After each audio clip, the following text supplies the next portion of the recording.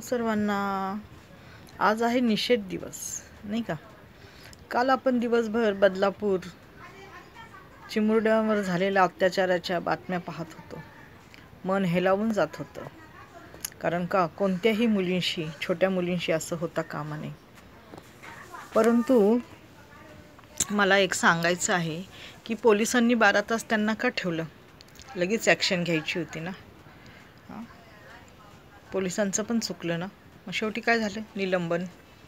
त्यामुळं ह्या गोष्टी अशा घडतात ना, त्या पुढं जाऊन लोक काय एवढी हे झाली, आक्रमक झाली, लोकांनी काय एवढं रेल रोको केलं? कारण का त्यांना त्या गोष्टी अन्याय झाला होता त्यांच्यावर सगळीकडूनच. त्यामुळं त्यांनी रेल रोको केलं. काय चुकी होती हो त्याची मुरुड्यांची?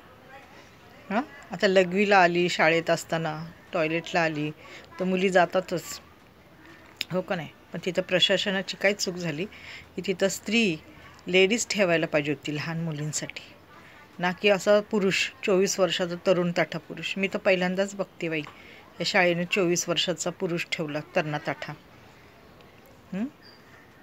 आणि त्याच्याकडून हे कृत्य घडलं तर शाळेच्या लोकांची चूक आहे ना. एखादी म्हातारी बाई ठेवा फक्त मुलींना टॉयलेटला, बाथरूमला नेण्यासाठी.